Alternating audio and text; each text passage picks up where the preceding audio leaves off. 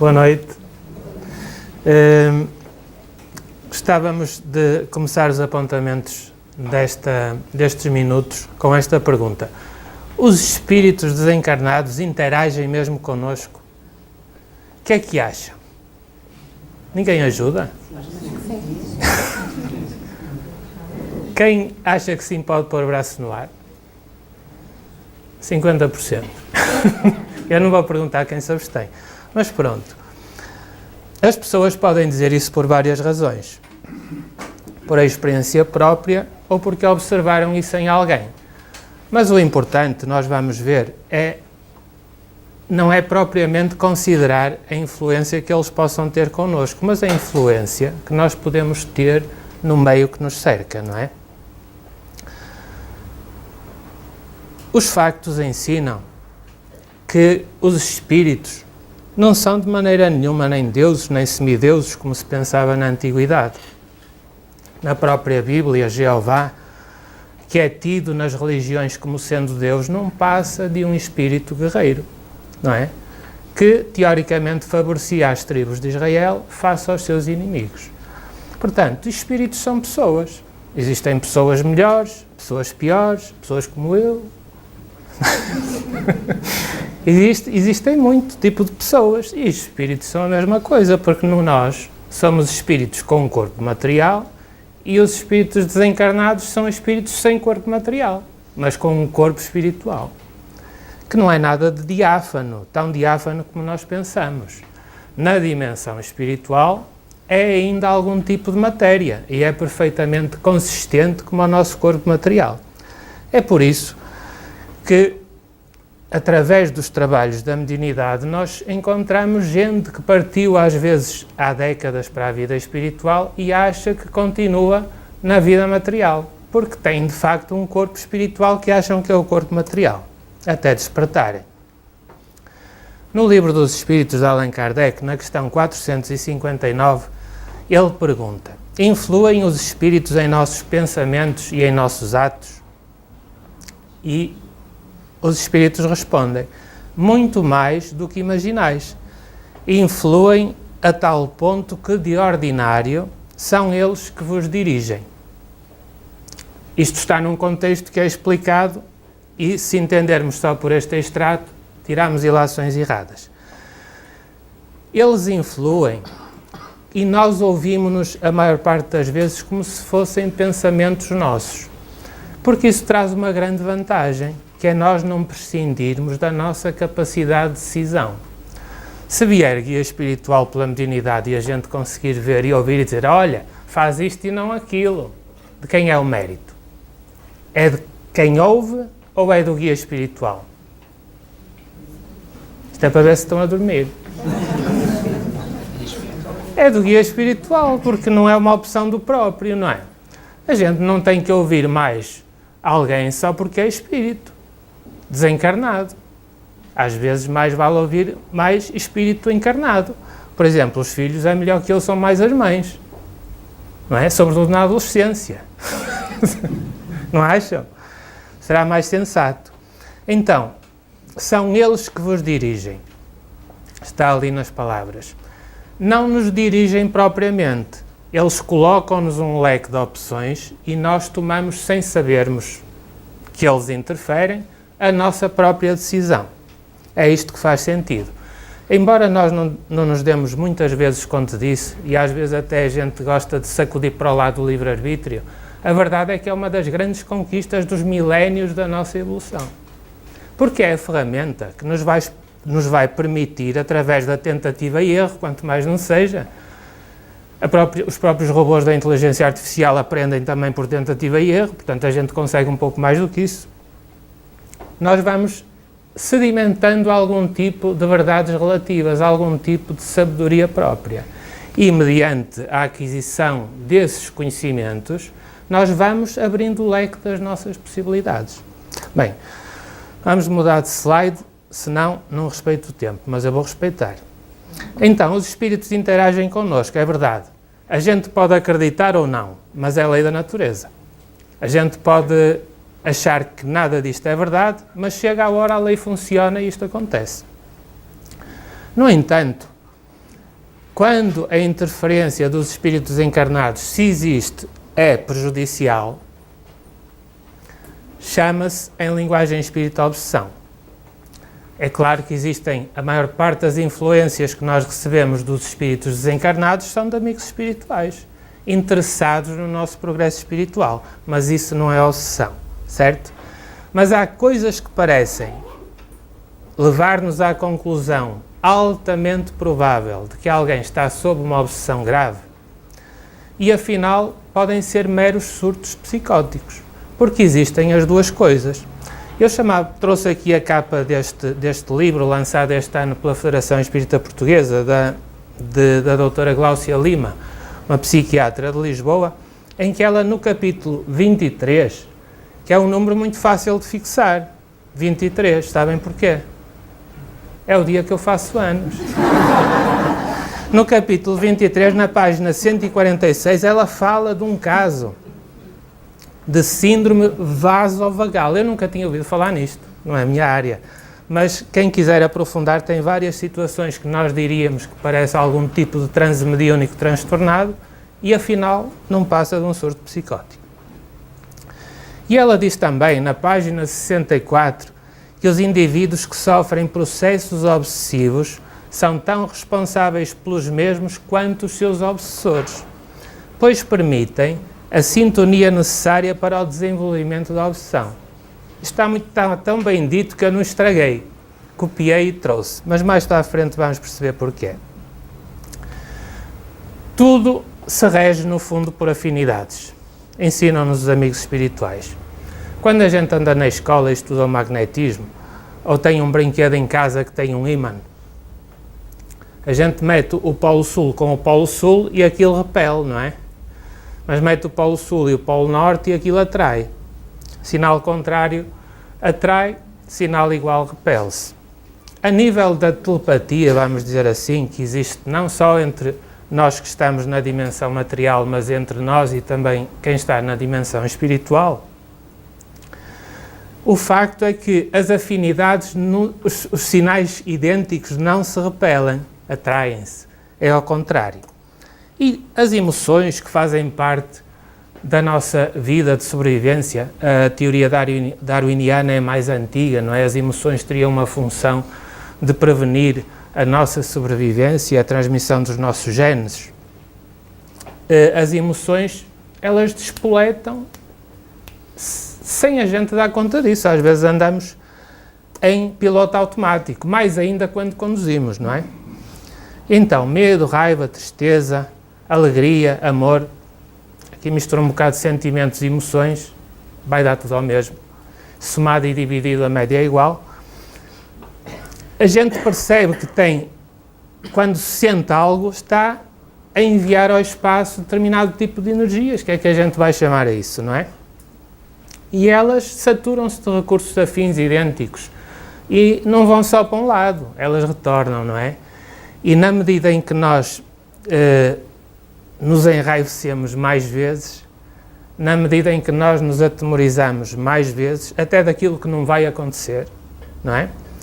Quanto mais nós nos entristecemos mais vezes, mais saturamos essas energias infelizes em nós. Mas quanto mais nós temos uma alegria sadia e quanto mais nós exercitamos aquele sentimento que é o amor tão incondicional quanto possível, nós também vamos começando a sentir retornos, não é? Que nos trazem muito bem-estar interior. No fundo, a prece é isso. A prece funciona segundo leis da natureza, em que nós concentramos os nossos melhores sentimentos, eles vão ao espaço e retornam para nos trazer essa paz, esse bem-estar interior, não é? É assim que isto funciona.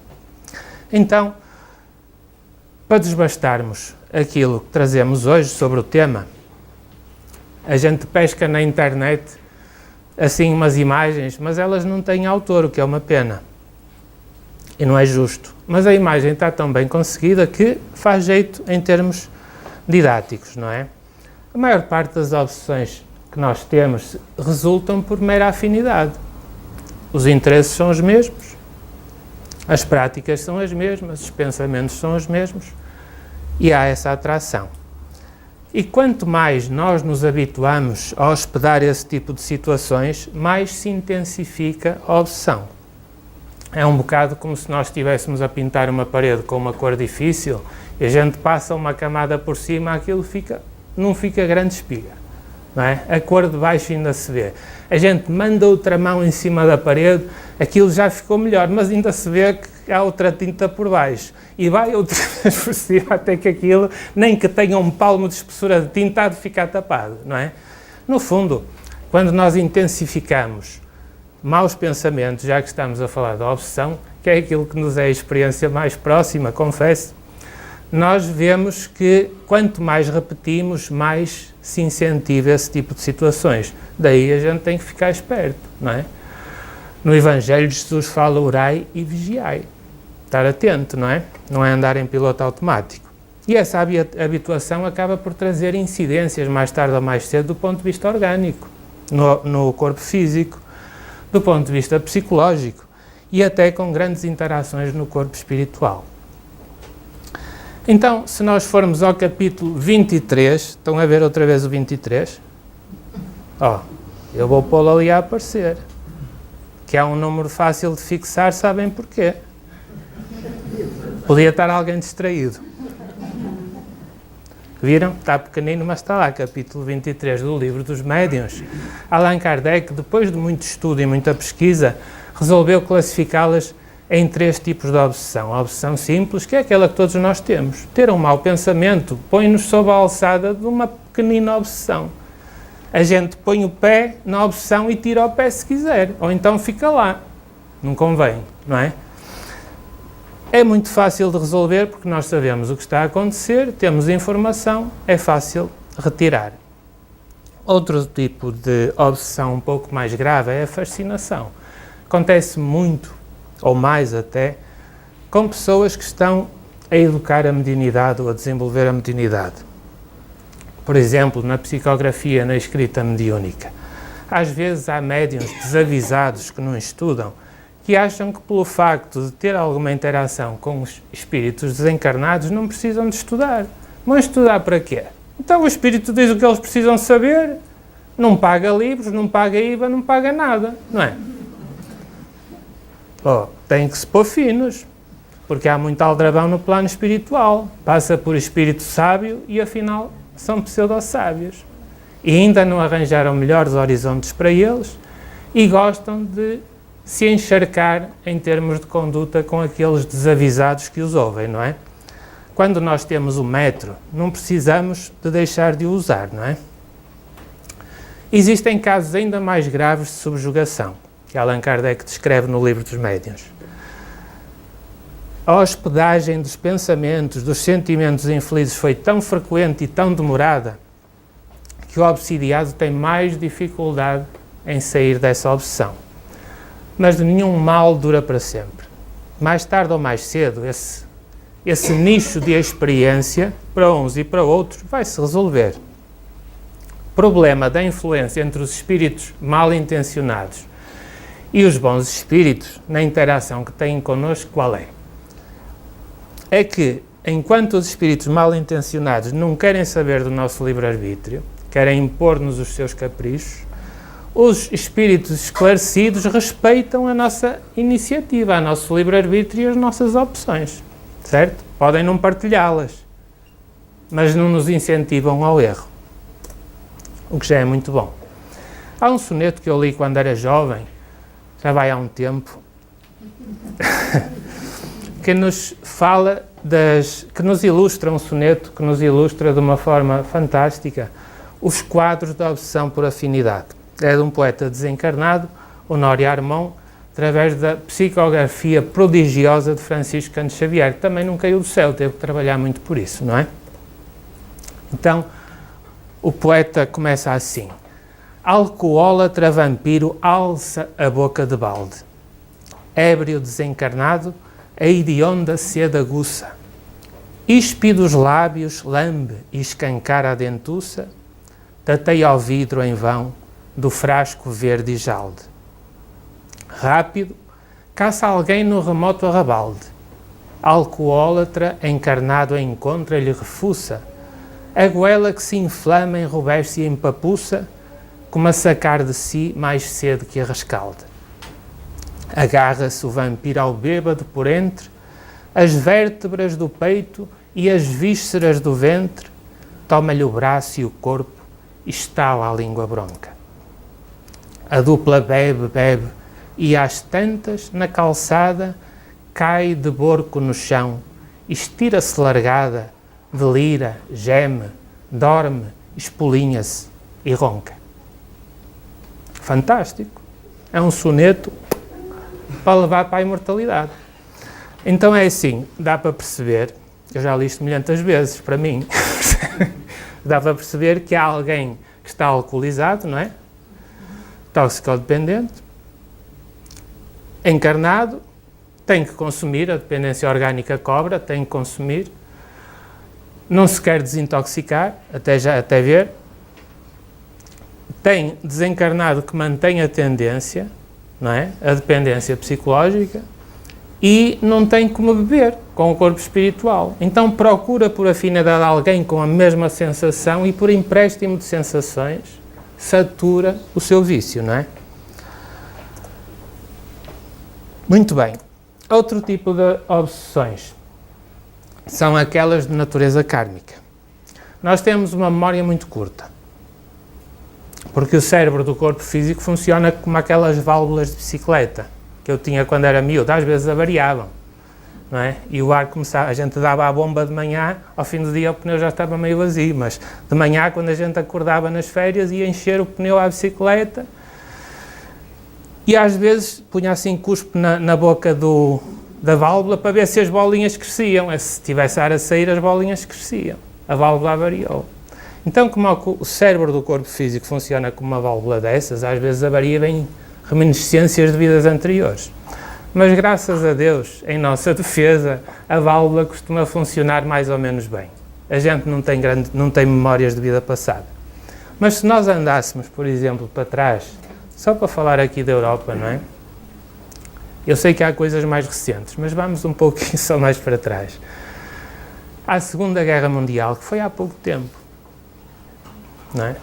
À Segunda Guerra Mundial, nós não temos bem ideia dos dramas que se desenvolvem na guerra, não é? Criminalidade à solta de todas as maneiras, violações, famílias destruídas, crueldade, não é? Muito além do cenário clássico da guerra. Acontece tudo. Imaginem um pai de família que vê uma filha ser violada, não é? Por uma tropa invasora. É-lhe muito difícil perdoar. Facilmente entra num roteiro autodestrutivo de vingança, não é? Pode ser abatido também, não é? Mas com um transtorno interior extremamente avassalador. Desencarna de forma confusa, não é? Perde a noção do tempo, eventualmente. O soldado, digamos assim, envolvido nessa situação, acaba por voltar a nascer, passado umas décadas, não é? E eles conseguem, mesmo mantendo-se na vida espiritual, de alguma forma, puxar o fio à meada e localizar o antigo algoz reencarnado. E depois querem fazer justiça pelas próprias mãos. Isto traz opções muito mais difíceis de resolver, embora se venham a resolver, do que as obsessões por afinidade. Porque na afinidade basta desarticular a afinidade, não é? Então, para ilustrar, eu queria só trazer-vos, eu estou a olhar para o relógio, não se preocupem, não vou passar da hora, trazer um caso, entre muitos outros, de uma reunião mediúnica, em que o médium entra muito nervoso num transe mediúnico, na altura adequada. Isto é feito em condições muito controladas, um ambiente muito fraterno, não é? Está tudo em ordem. Mas aquilo é mesmo agitado, um nervosismo extraordinário, e então, como a gente não sabe que tipo de assunto vem aí, a gente pergunta, em que é que podemos ajudar? E, durante mais ou menos um minuto, não se ouve nada. Só expressão corporal muito tensa. E a gente diz qualquer coisa, que tudo vai correr bem, aquelas coisas que a gente diz que sabe que vai acontecer, e espera para ouvir então o que é que há a dizer. E o espírito começa lá no transe a dizer, olha, muito revoltado, já estou a ver que não posso dizer aquilo que quero. Não sei o que é que se passa, mas tudo bem, sei onde é que estou. Estou a ser maniatado, mas pronto, eu falo. Não venho aqui para estar a ouvir essas preleções, essas rezinhas. Não. Pois, não venho. Não faz parte da minha índole. Não tenho de estar a ouvir aquela... Mas o médium é educado, não diz. Não sai, as palavras não saem. Ele revoltado. Se calhar é porque não são as melhores palavras. Pois claro. Não estou para ouvir essas. Não tem plim, como na televisão.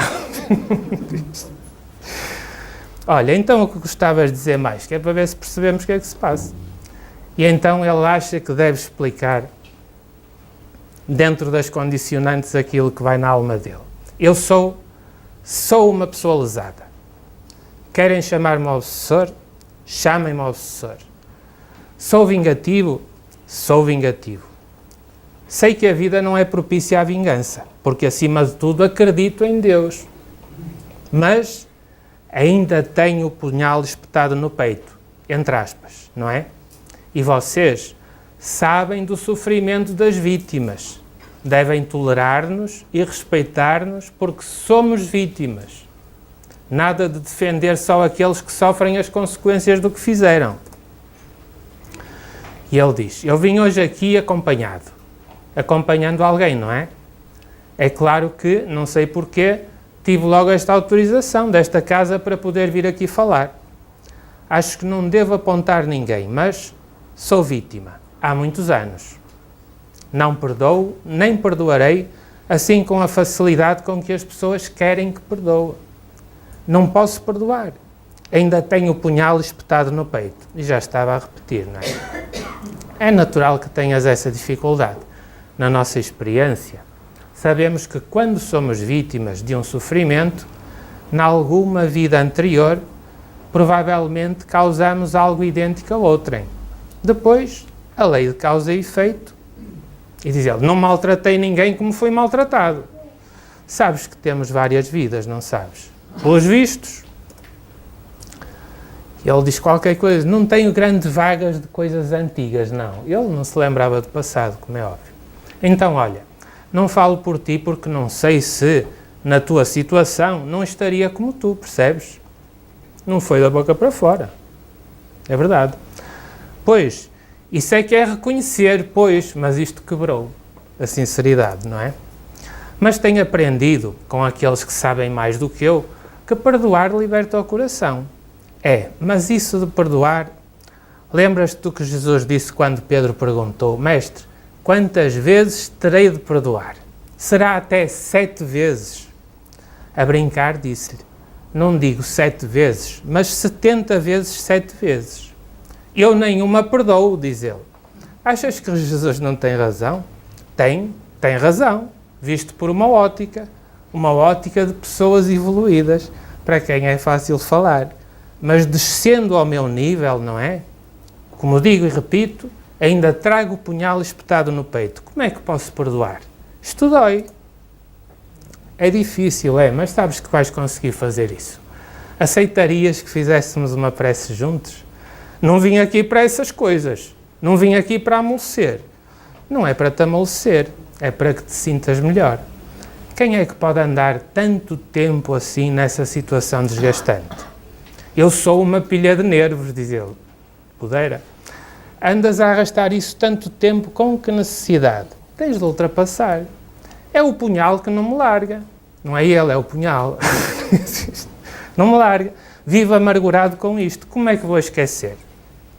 Olha, far-me-ias a vontade de fazer uma prece a favor do teu bem-estar?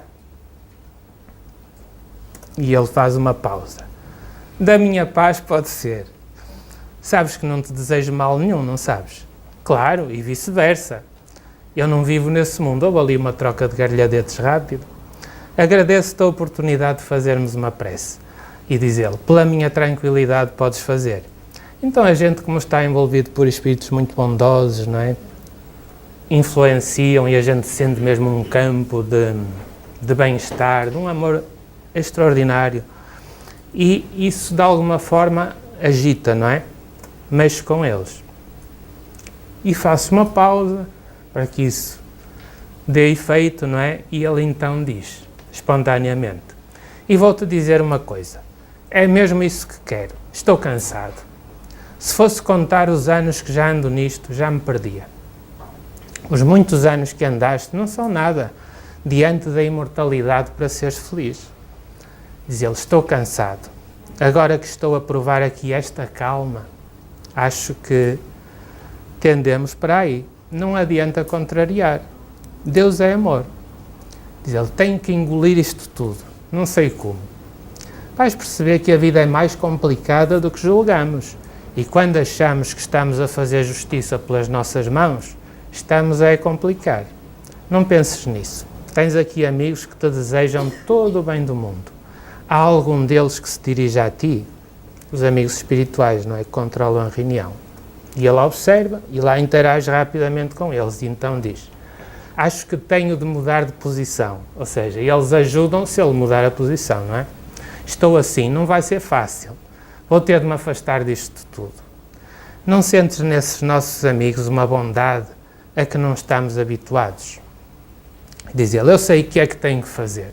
Tenho de olhar por mim, nunca olhei.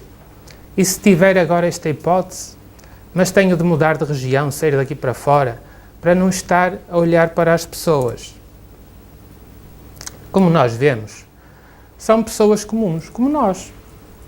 Só que quando nós temos pouco exercício do perdão nas pequenas coisas do nosso dia-a-dia, é fácil cair nestas situações.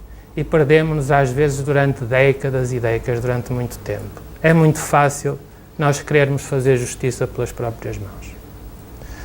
Mas chega uma altura em que a gente queima a fase e vai saturar-se desse patamar e vai aspirar a algo melhor, não é? Então, isto um bocado para desdramatizar. Os obsessores são pessoas como nós, não é? São pessoas com opções equivocadas, eles estão nesse papel durante o momento, não vão estar assim para sempre, um dia vão querer mudar de vida. Mas o interessante nisto é que neste boneco que temos aqui, nós percebemos, por muito obsidiados que possamos ser, temos sempre a chave na nossa mão. Se nós somássemos todas as opções do mundo, em todos os tempos da história, e isso são toneladas delas, não é? Nós íamos chegar a estes elementos simples. O obsidiado, aquele que sofre a obsessão, o obsessor, aquele que exerce a obsessão. O obsessor, espírito desencarnado, o obsidiado, espírito encarnado. Eles só conseguem relacionar-se através do elo da ignorância. Reparem que está vermelhinho, não está azul. A ignorância lá no meio é o que articula, é o que dá consistência ao fenómeno da obsessão. Então, como é que a gente consegue resolver isto? Isto é fácil dizer em teoria, fazer é mais complicado, mas é assim que funciona. Se o obsessor e o obsidiado estão no mesmo patamar vibratório, aquilo é a mesma prateleira, não há volta a dar, não é? Mas se a gente proporciona esclarecimento, quer ao obsessor, quer ao obsidiado, vamos supor que o obsidiado não quer saber do esclarecimento, quer coisa rápida comprada no continente. Certo?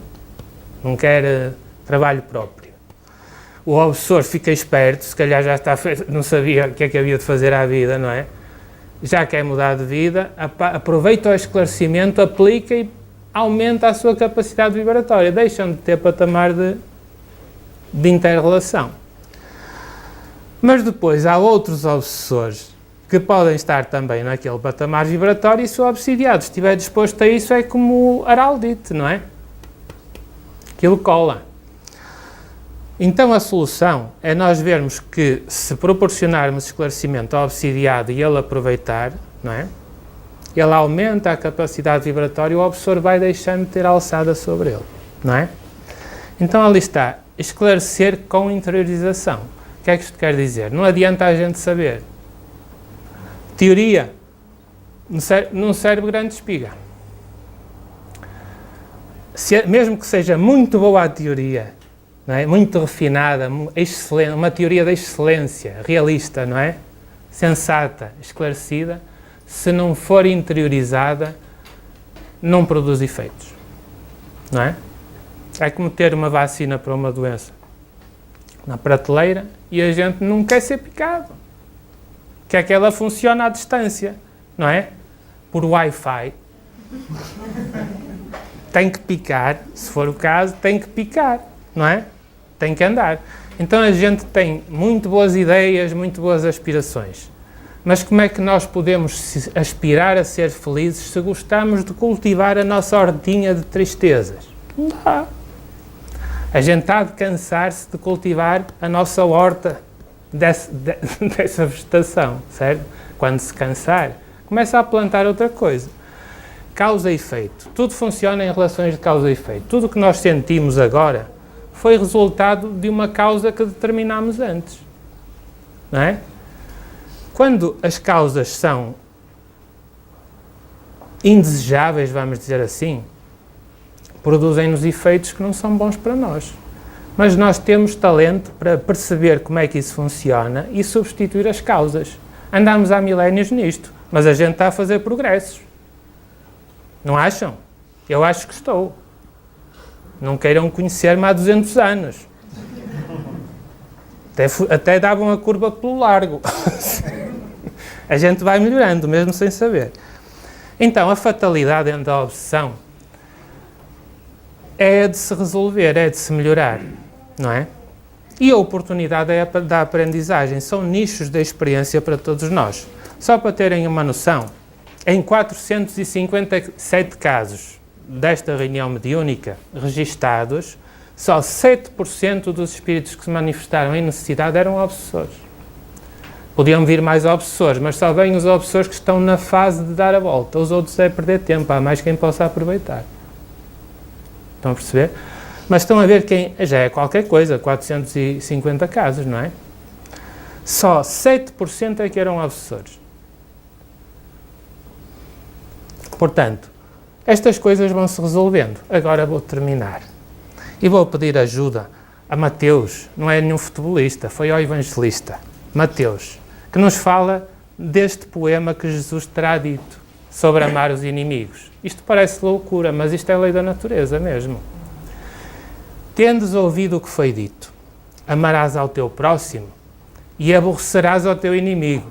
A gente ainda está muito nesta, não é? E diz Jesus, mas eu vos digo, amai os vossos inimigos, fazei bem aos que vos odeiam e orai pelos que vos perseguem e caluniam, para serdes filhos de vosso Pai que está nos céus, o qual faz nascer o seu sol sobre bons e maus, e vir chuva sobre justos e injustos. Porque se não amardes senão os que vos amam, que recompensa haveis de ter? Não fazem os publicanos também assim? E se saudardes somente os vossos irmãos, que fazeis nisso de especial? Não fazem também assim os gentios? Eu vos digo que se a vossa justiça não for maior e mais perfeita que a dos escribas e fariseus, não entrareis no reino dos céus. O reino dos céus que nunca foi um território, é um estado de consciência, não é? Um dia, todos nós, os senhores primeiro do que eu, de certo, traremos o céu atrás de nós por onde passemos, não é? Em qualquer parte do universo.